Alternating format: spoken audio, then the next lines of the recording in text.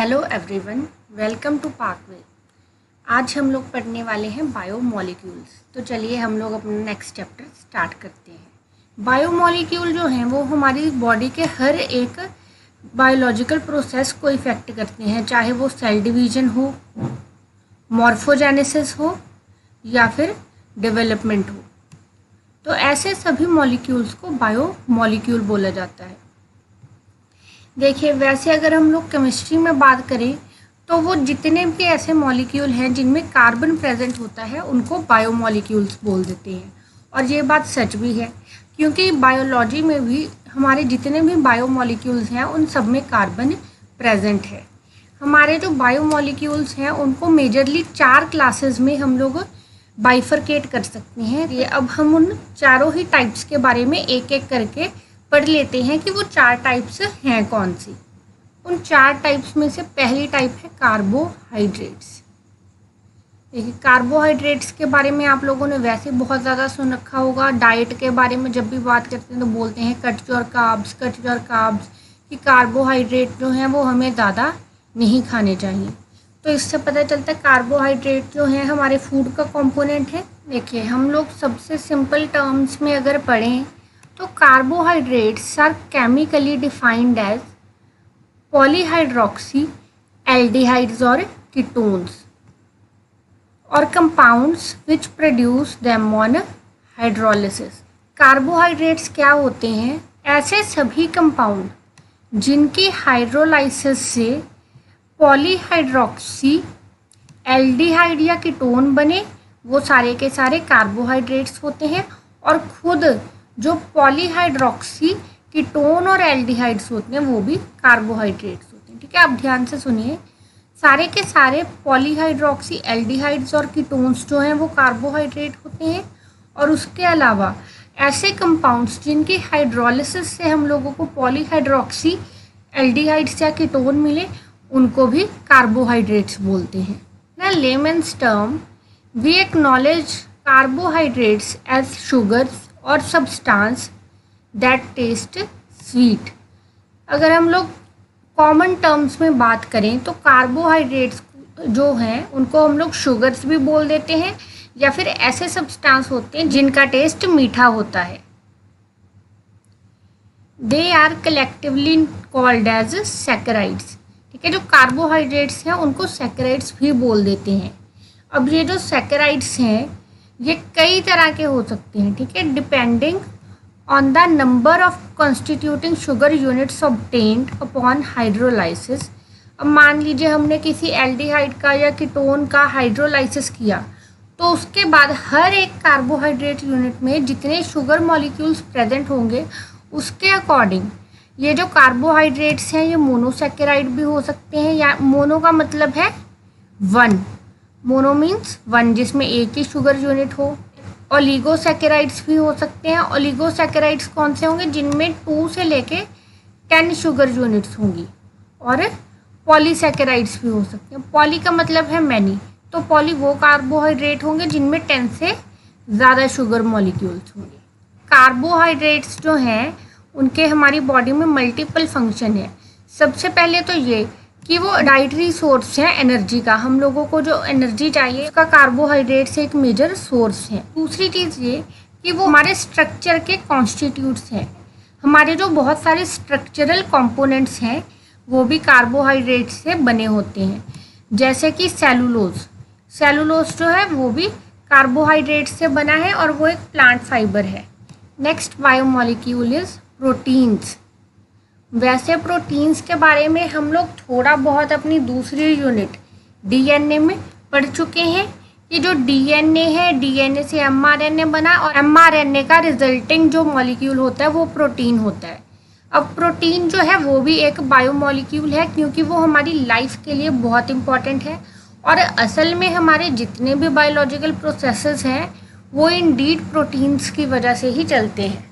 Proteins are another class of indispensable biomolecules which makes up around 50% of cellular dry weight। देखिए, जो proteins हैं वो एक ऐसे बायोमोलिक्यूल हैं जो हमारे सेलुलर ड्राई वेट का ऑलमोस्ट 50% है। यानी कि अगर हमारे सेल्स सेल्स के हर एक कंपोनेंट को अलग अलग किया जाए तो उसमें 50% जो है सिर्फ और सिर्फ प्रोटीन्स होंगे। Proteins are polymers of amino acids arranged in the form of polypeptide chains. जो प्रोटीन्स हैं वो अमाइनो एसिड से बने होते हैं। हमारे जो अमाइनो एसिड्स होते हैं वो एक चेन फॉर्म कर लेते हैं, तो वो जो चेन होती है वो प्रोटीन होती है। हर एक टाइप के प्रोटीन की अलग अलग चेन्स होती हैं जिनमें डिफरेंट अमाइनो एसिड के कॉम्बिनेशन लगे होते हैं। जैसे ये देखिए, ये जो है ये एक चेन फॉर्म हुई है जिसमें ये अमाइनो एसिड जो है डिफरेंट है, ये अमाइनो एसिड डिफरेंट है और ये अमाइनो एसिड भी डिफरेंट है। तो इस तरह से डिफरेंट अमाइनो एसिड्स जो हैं वो मिलके एक प्रोटीन बनाते हैं। अब देखिए, जो प्रोटीन्स हैं ये भी स्ट्रक्चर के अकॉर्डिंग क्लासीफाई किए जाते हैं। तो स्ट्रक्चर के अकॉर्डिंग अगर हम लोग प्रोटीन्स की बात करें तो ये जो है पैकिंग के अकॉर्डिंग क्लासीफाई किए जाते हैं। जैसे हमारे जो कार्बोहाइड्रेट थे वो शुगर मॉलिक्यूल के ऊपर डिपेंड कर रहे थे कि वो मोनोसैकेराइड्स हैं, ओलिगोसैकेराइड्स हैं या पॉलीसैकेराइड्स हैं। तो ये जो प्रोटीन्स हैं ये पैकिंग के अकॉर्डिंग प्राइमरी, सेकेंडरी, टर्शरी या क्वाटरनरी भी हो सकते हैं, क्वाटरनरी प्रोटीन्स के। यहाँ पे भी लिखा है these structures are based on the level of complexity of the folding of a polypeptide chain. अब ये जो क्लासिफिकेशन है ये डिपेंड करती है कि जो पॉलीपेप्टाइड्स हैं वो कितने कॉम्प्लेक्स तौर पे पैक हुए हैं। Proteins play both structural and dynamic roles. अब ये जो प्रोटीन है ये किसी भी ऑर्गेनिज्म की बॉडी में बहुत सारे रोल प्ले करते हैं। अगर हम लोग ह्यूमंस की बात करें तो हमारी बॉडी की जितनी भी मसल्स हैं सारी की सारी प्रोटीन से बनी होती हैं। आप लोगों ने सुना ही होगा अक्सर कि जो बॉडी बिल्डर्स हैं वो प्रोटीन बहुत ज़्यादा लेते हैं। इसकी क्या वजह है कि जो मसल्स हैं वो प्रोटीन से बनती हैं। उसके अलावा हमारी जो मसल मूवमेंट है उनको भी मायोसिन नाम का एक प्रोटीन जो है वही कंट्रोल करता है। हमारे जितने भी एंजाइम्स आप लोग जानते हो, बिना एंजाइम्स के तो लाइफ का एक प्रोसेस नहीं हो सकता। तो जितने भी एंजाइम्स हैं वो भी सारे के सारे प्रोटीन्स हैं। तो ये थे हमारे दूसरे बायोमोलिक्यूल्स प्रोटीन्स। हमारे जो नेक्स्ट बायोमोलिक्यूल्स हैं वो लाइफ के लिए बहुत इंपॉर्टेंट है। आप लोग भी जानते हो, न्यूक्लिक एसिड्स। अभी देखिए ये जो है ये न्यूक्लिक एसिड की यूनिट्स क्या होती हैं, एक न्यूक्लियोटाइड। अब इस न्यूक्लियोटाइड में ये क्या है, ये है एक फॉस्फेट ग्रुप, ये है शुगर क्यूट सा बड़ी बड़ी आँखों वाला, और ये है एक बेस। तो ये तीनों मिलके बनाते हैं एक न्यूक्लियोटाइड, और बहुत सारे न्यूक्लियोटाइड मिलके बनाते हैं न्यूक्लिक एसिड्स।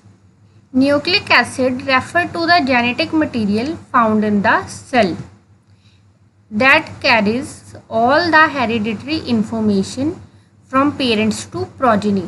हमारे सेल के अंदर जितना भी जेनेटिक मटेरियल प्रेजेंट होता है जो कि हेरिडिटरी इन्फॉर्मेशन को पेरेंट्स से उनकी प्रोजेनी में ट्रांसफ़र करता है उसको हम लोग बोल देते हैं न्यूक्लिक एसिड्स। ये जो न्यूक्लिक एसिड्स है दो टाइप्स के होते हैं। पहला है डीऑक्सीराइबोन्यूक्लिक एसिड यानी कि डीएनए, और दूसरा है राइबोन्यूक्लिक एसिड यानी कि आरएनए। अगर आप लोग हमारी डीएनए वाली सारी की सारी यूनिट देखना चाहते हैं तो इसी वीडियो के आई बटन पे क्लिक करें, आप लोगों को डीएनए की सारी यूनिट की प्लेलिस्ट मिल जाएगी। अगर आपको उसमें से कोई भी वीडियो अच्छी लगती है तो उस वीडियो को लाइक ज़रूर करें, अपने दोस्तों में शेयर करें और हमारे चैनल पाकवे एजुकेशन नेटवर्क को सब्सक्राइब करें।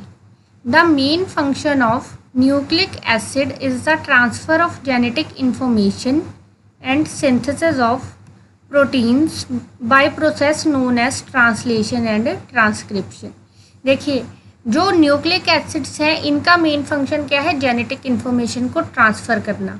हम लोग हमेशा पढ़ते हैं न्यूक्लिक एसिड्स का जो सबसे प्राइमरी फंक्शन है वो हमेशा ही जेनेटिक इन्फॉर्मेशन के ट्रांसफ़र को बोला जाता है, और ट्रांसफ़र हो कहाँ से रहा है, पेरेंट्स से ऑफस्प्रिंग के बीच में।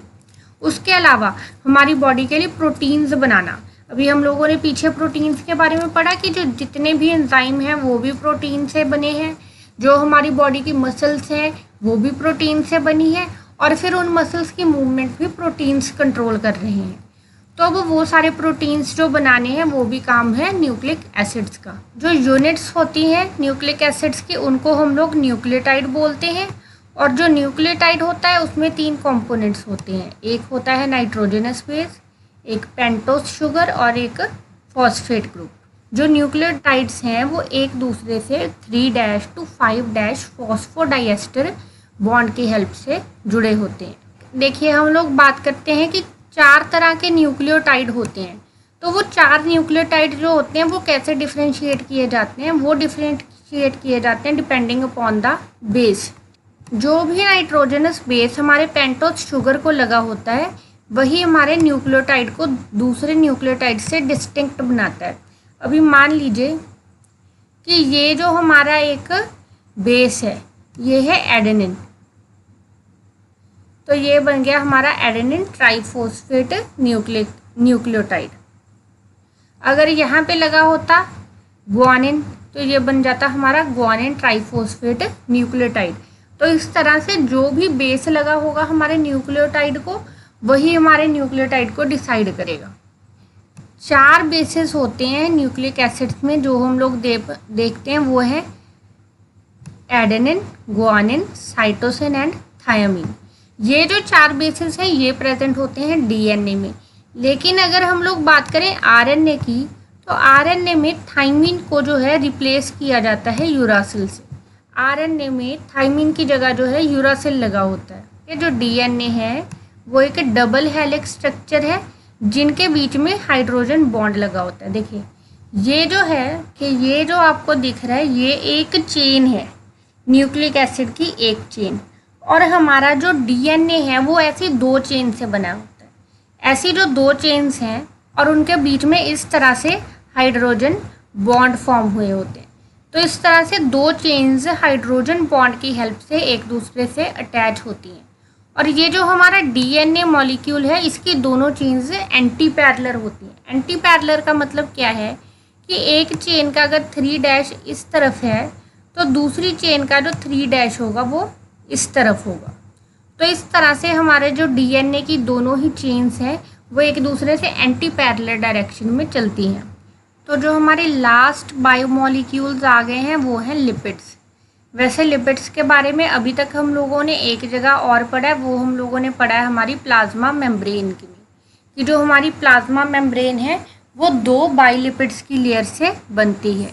Lipids are organic substances that are insoluble in water, soluble in organic solvents, are related to fatty acids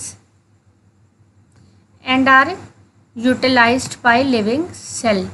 जो लिपिड्स हैं वो ऐसे ऑर्गेनिक सब्सटेंस हैं जो वाटर में इनसॉल्युबल हैं और ऑर्गेनिक सॉल्वेंट्स में सॉल्युबल हैं। हम लोगों ने अपनी प्लाज्मा मेम्ब्रेन वाली वीडियो में पढ़ा था कि जो लिपिड्स हैं वो बाइपोलर हैं। बाइपोलर का मतलब क्या है, उनकी 2 साइड्स हैं, एक उनका हाइड्रोफिलिक एंड है, एक उनका हाइड्रोफोबिक एंड है। अब ये जो उनका हाइड्रोफिलिक एंड है वो तो वाटर लविंग है, लेकिन जो हाइड्रोफोबिक एंड है वो वाटर फेयरिंग है। तो हमारी जो प्लाज्मा मेम्ब्रेन होती है, मेम्ब्रेन में क्या होता है, ये जो हेड होता है इसका ये होता है बाहर की तरफ, और ये जो टेल्स यानी कि हाइड्रोफिलिक एंड होता है ये होता है अंदर की तरफ। तो अब इससे हमें क्या पता चलता है कि जो हमारे लिपिड्स हैं, लिपिड्स का हेड जो है, हेड है वाटर लविंग और जो टेल है ये है वाटर फेयरिंग। तो हमारे लिपिड्स जो हैं बाइपोलर मॉलिक्यूल हैं और जनरली ये फैटी एसिड्स में आते हैं। जितने भी लिपिड्स हैं ये फैटी एसिड में आते हैं और लिविंग सेल्स इनको यूज़ करते हैं। Lipids include fats, waxes, sterols, fat soluble vitamins, mono, di और ट्राइग्लिसराइड्स, फॉस्फोलिपिड्स, ये सारे के सारे जो मॉलिक्यूल्स हैं ये लिपिड्स में ही आते हैं। जो लिपिड्स हैं कार्बोहाइड्रेट, प्रोटीन और न्यूक्लिक एसिड की तरह नहीं है, बल्कि ये मोनोमर्स हैं। ठीक है, जितने भी लिपिड्स हैं एक लिपिड जो है एक ही मॉलिक्यूल है। लिपिड्स में कोई भी रिपीटिंग यूनिट नहीं होती। और लिपिड्स जो है हमारे लिए एनर्जी का चीफ सोर्स है। अब आप लोग सोचेंगे कि जो लिपिड्स हैं वो भी एनर्जी का सोर्स है और जो कार्बोहाइड्रेट्स हैं वो भी एनर्जी का सोर्स हैं। तो इन दोनों में डिफरेंस क्या है? देखिए, लिपिड्स और कार्बोहाइड्रेट्स में मेन डिफरेंस ये है कि जो लिपिड्स हैं वो एनर्जी को इंस्टेंट यूज़ करते हैं। ठीक है, एनर्जी को, जो भी एनर्जी है लिपिड्स की फॉर्म में एनर्जी स्टोर नहीं होती।